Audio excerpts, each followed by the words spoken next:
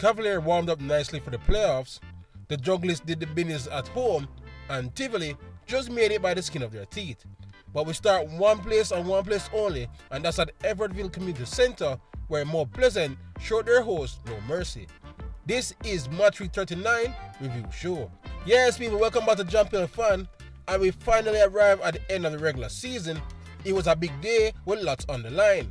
But as promised, we had to start in Clarendon to see if Humble Lion could pull off the miracle. Let's begin with the Lions starting lineup. In a major shocker, leading goal scorer Stephen Arnett was benched and Dr. James Thomas comes in. And Denzel Watson replacing Kevin Graham was the other change. As for Mount Pleasant, it was all about the kids as Adrian Flinch, Jabari Howell and Emerson Laiz all came into the team fresh off winning the Elite U17 title. No, when the game started, it was a great start by Mount Pleasant as they caused early troubles and got themselves early chances. And they would parlay that fast start into an early lead. Walsh was giving way too much space on top of the box and he triggered a snap shot at target, but it was stopped by an arm. Referee Perry wasted no time in awarding the penalty.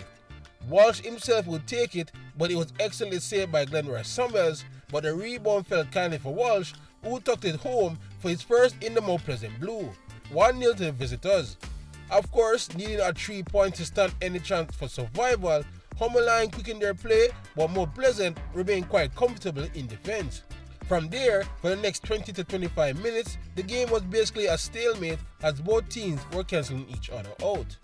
But thanks to a counter off a Humble Lion corner, Mount Pleasant almost found their second, but Samuels was equal to this powerful shot from angling. But they didn't have to wait long as only 3 minutes later, Walsh would start the play off by passing it out wide before heading into the box and receive the ball back and tuck it home for his and Mount Pleasant second. 2-0 and the Lions were now in real danger. But despite that, Humble Lion didn't really mount a response and the half would come with the visitors leading. It was a much more positive start to the second half from the Lions though, as they tried their best to get back a goal early, while Mount Pleasant were calm, cool and collected and almost extend their lead with this effort from Walsh. But they would continue to hold the ball well and frustrate the Lions as the remaining time in the JPL continued to tick down. But the day would belong to the Mount Pleasant and their impressive academy kids. At the 84th minute, some good teamwork between Shamrock Smith and Dennis set up Flinch inside the box, and despite the tight angle, he got his shot past Samuels and into the back of the net. 3-0, and that was the final nail in the coffin for the Humble Lion.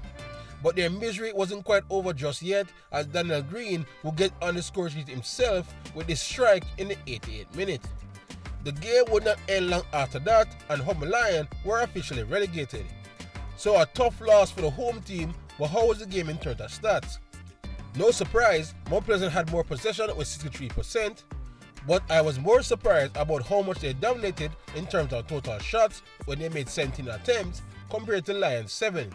The Lions also had 0 shots on target while the visitors had 6. Okay, let's start with the Lions. It's a feeling no fan or player would want to experience, but their up and down season sees them heading to Tier 2.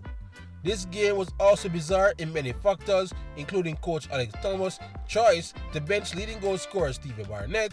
Maybe they already accepted their fate long before the match even began. As for Mount Pleasant, well, amongst all the outside noise, it was a near perfect day for the club. 4 goals, a clean sheet, and a more than good enough experience for the talented youngsters. There's no better way to head into the playoffs. Anyway, once again it ended, Humble Lion 0, Mount Pleasant 4. So with the Lions relegated, Molynes will be safe no matter what happens at Sabina Park when they took on Cavalier. In terms of the lineup for the home team, coach would have speed up to rest many of his key players, so Richard King, Dwayne Atkinson and Jamal Calvin all started on the bench. As for Molynes United, both Darren Denai and Quinn Thompson were allowed to face their parent club, while captain Jason Wright was the man tasked with getting them the goals up front. Now, when the game started, things were a bit slow, but both teams did create some havoc for the opposing defense in the early proceedings. But as time ticked on, Molynes started to create the better opportunities, but well, let's just say they will be needing extra shooting practice in the summer. In this sport, if you don't take your chances, you may face the consequences, and in the 32nd minute, Dwayne Allen acted quickly and played in youngster Jamal Dennis into the box, and despite the tight angle, the striker managed to squeeze it by Donai and into the back of the net. 1-0 to the champs, and it was a little harsh on Molynes.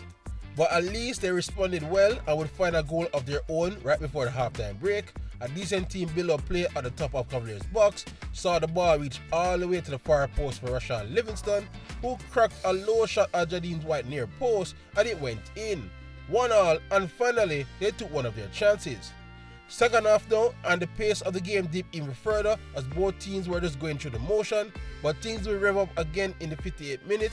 Some excellent work showed by Jamal Dennis eventually got Kylie Harbour away down the left hand side before he picked out Chad James in the box with his great pass. James tried to get around Donai, but he was taken down in the box. Penalty was the verdict, and Jamal Calvin, who only just subbed in during the pause in play, came on to score with his first touch to give Cavalier the lead. Molynes weren't about to roll over and die though, as mere moments later, they again will find an equalizer via Dante Fitz, who got another low shot to beat White at his near post to make the game 2-2. And at this point, Speed decided to show on his big guns as King, Atkinson and Adrian Reed all joined the match. And 10 minutes later, they will all have a positive influence on the match. Adrian Reed started the playoff on the right hand side, finding Richter's before the Surinamese found him back in the box with a nicely weighted pass. Reed then cut it back to the penalty spot for Atkinson, who rifled it home into the back of the net. 3-2, and that was Cavalier simply at their best. And Busy and Cavalier weren't done yet, as 2 minutes later, King was allowed extra time on the ball, which prompted him to find Atkinson with a ball over the top. Then from there, it was all sheer determination from the small attacker as he practically forced his way through and finished well to get himself a pre-birthday brace. 4-2, and this contest should be over. But there was still time for one more goal in this game, and it will come from the visitors. They got themselves a free kick just outside the penalty box, and Tyreek Wilson would be the man to opted to take it, and he drilled a powerful low shot past White on his side of the wall to get a nice consolation. But Cavalier did enough damage, as the final whistle would come not too long after that to bring an end to this thrilling encounter. So it was a fun match, but how was the game in terms of stats? Well, Cavalier had more of the ball, 58%, to Molynes 42%. But Molynes actually outshot Cavalier 12-11. Cavalier had 7 on target, while Molynes too had 7 on target. So let's begin with Cavalier. Yeah, it was a nice breezy run out for the squad before more serious business on Thursday. Best of all, there was no new injuries to key players, and both Calvin and Busy got on the score sheet. They should be ready for Portmore United.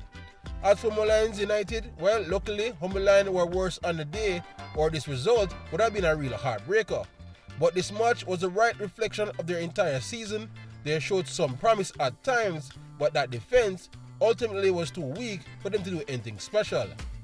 Anyway, for the final time this season, it ends Cavalier 4, Molynes United 3. So Molynes was safe, but the Maroons had to also get the job done at neighbours Veer to guarantee survival. Unfortunately, we got no reports or footage from the game apart from this look at Javel Ellis' goal, but by 5:30 p.m. we will learn that thanks to the goals from Howe, Cohen and the previously mentioned Ellis, they did their part with an excellent 3-1 win over Veer. And with that, they joined Racing as a fellow new team to survive their first season back. Something we haven't seen in quite some time. Alright, with the relegation taken care of, all eyes were now turned to Edward Siaka Complex, where Tivoli Gardens hosts Montego United. Here's the home team starting 11.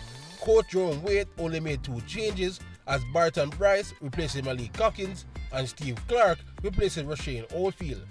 As for Montego United, Coach Teagat Davis only made 1 change as well. Tyreek Harrison replaced Leonard Rankin in the starting lineup. So it was actually a fairly slow start to the game by the home team, as Montego United controlled more of the ball in the early proceedings. And then it became a nightmare start for Tivoli in the 11th minute. Bobabe slowly built up their play up the left wing before Brian Brown kept his cool in the box before finding Bjorn Weatherly to smash it home to give the visitors the lead. Tivoli needed the win, of course, to guarantee playoffs, came alive and pressured Mobabe with a series of set-piece deliveries, into the box, but Mobe hung on to their lead. Also at this point, word should arrive from Jerusalem that Waterhouse had taken the lead, so Tivoli was stepping up their pressure. But Mobe still fighting back as well as they look to increase their lead, while Tivoli would eventually cause more chaos in the Mobe box from a long throw in, and after a couple of blocks, the referee would eventually blow for a penalty after one of those blocks was done by a Mobe hand. Their leading goal scorer Fuller decided to take it, and of course he wasn't missing as he brought his team level in the 37th minute. And before Mobe could recover, the home side was struck again, this time in the 41st minute. A ball was played down the right hand side in the box for Steve Clark, who did well to reach it before it went out of play and played it back into the top of the 6-yard box for the waiting Lennox Russell, who made no mistake in giving Tivoli the 2-1 lead. Mobe would try and find a quick response, but Tivoli would keep that lead at the halftime break.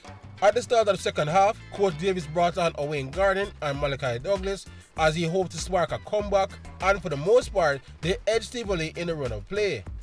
And then things would get even easier for the visitors in the 69th minute when Lennox Russell was issued a red card, allegedly for indisciplined play. Mobe would go on to fully dominate the game from there on out, but Tivoli's defense was resolute, and despite Mobe's best attempts, they would not find the equalizer before the end of the game. Before long, the final whistle would be blown, prompting mass celebrations as Tivoli had done the unthinkable and found themselves into the playoffs. So it was a scrappy game in the end, but how was the game in terms of stats? Well, we have no possession stat, but Tivoli led the way with 8 total shots to Mobe's 7. Tivoli had 3 of those on target, while Mobe only had 2. 1 yellow card to the home team and 2 to the visitors. And of course, the red card to Russell was the only one in the game. So it was at times scrappy, gritty, ugly by Tivoli, but they got the job done and sealed their place in the playoffs. This achievement is even greater compared to last year's when you take into account how far the position they were at the start of the year, so major kudos to the players, John Waite and his staff. As for Montego United, Coach Davis said it best at the post-match interview. Tivoli just wanted to win more, but at least they get a chance at immediate redemption Thursday against the same opponents in the quarterfinals. Anyway, once again it ended. Tivoli Gardens 2, Montego United 1. Of course, with Tivoli's victory, whatever that was going on at Jerusalem would be inconsequential. And selfishly, that was for the best as I was unable to acquire any footage of the game aside from this video where Andre Fletcher celebrated getting himself a brace to give Waterhouse all 3 points at home. But unfortunately, it will prove to be not enough as Waterhouse missed out on the postseason by the smallest of margins. It's a darn shame too, as the type of form Fletcher was displaying, who knows how far they would have gotten in the playoffs. But what about the other team that also had top 6 aspirations?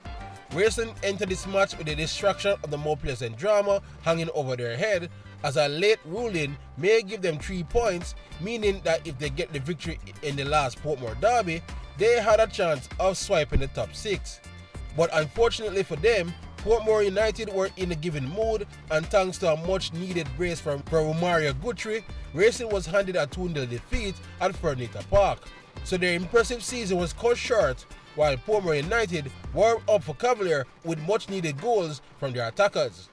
On to our final game, where Arnett had to beat the Stars of the East at home to stand any chance of copying second place. In terms of the starting lineup for the Junglers, it was a strong team Coach Xavier Gilbert picked for this game, although they were missing Warner Brown and young Kevon Salmon was added to the team. As for the visitors' Harbour View, they too picked a strong team as Timar Lewis, Colorado Murray, Rowan Brown and Trayvon Reed were all present for their final game this season. Now, when the game started, things were fairly even by both teams, and while there were some decent football being played by both of them, the game felt like more of a preseason friendly rather than a do-or-die match for either team. But Arnett are still a quality side and was looking the more likely to find the game's first goal. Harbourview, to their credit, also has dangerous players, and one of them, Trayvon Reed, came this close to giving their away side the surprise lead. But they would not have to wait too long, as right at the stroke of half time, Route 1 football would cause distortion to the Arnett back line, and Rowan Brown would take full advantage to give Harbourview a valuable lead heading into the break, 1-0. Second half now, and at this point, Harbourview would have heard about Molynes losing in Clarendon, easing their tension somewhat. But maybe they were too relaxed, as only 3 minutes right after kickoff, they would give up the equalizer. Fabian Reid found himself in a popular space just outside the penalty box, and he decided to rifle a shot, a goal that beat Bennett and go into the back of the net. 1-1, and the Junglers were only just getting started, as by the 59th minute they would now have the lead. Some nice build-up play up the right-hand side saw Kelson enter the box, who then took his time and found James Thomas free at the top of the box to calmly place a shot into the back of the net. 2-1, and the Junglers has now fully taken control of the match. Harbourview were in a state of disarray, while the Junglers had to wait 10 minutes later to find another goal. This beautiful sweeping counter led by Arbine was expertly finished by Rashiki Kelson to put them up 3-1 and out of sight. At this point, Harbourview were a beaten side, but they knew, barring some inexplicable miracle, in the other matches they were safe anyway. So when Thomas was taken down in the box right here, not many in yellow cared too much. Trevani Willis would step up and bury it to give the Junglers their fourth, before they would go on and add more icing to the cake with his goal in injury time to seal a victory in their final home match. So it was literally a game of two halves, but how was the game in terms of stats? Well, of course, the Junglers dominated the possession and far outshot their opponents 14-6. They also had more on target with 8 compared to Harbourview's 4. 75 dangerous attacks to Arnett and 49 to Harbourview. Well, Arnett managed to get their second place in the end after looking uninterested on some occasions in that first half. The second half was a clear representation of the type of football this team is capable of playing, and they did it while resting their main marksman Warner Brown. Maybe, just maybe, this is finally their year. As for Harbourview, they essentially stopped playing in the second half and went on an early vacation. They did the important part some weeks ago and can now plan again for another season in the JPL. Anyway, for the final time this season, it's Arnett Gardens 5, Harbourview 1. So that's all 39 rounds done and dusted. Let's look at the final table, although this may change later thanks to the old Mount Pleasant drama. Anyway, speaking of Mount Pleasant, they end the regular season as regular season champions with 93 points from their 39 games played. Second place is now Arnett Gardens with 76 points.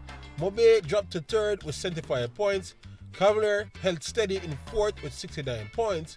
Portmore is in fifth with 66 points. And Tivoli Gardens got the final playoff spot with 58 points.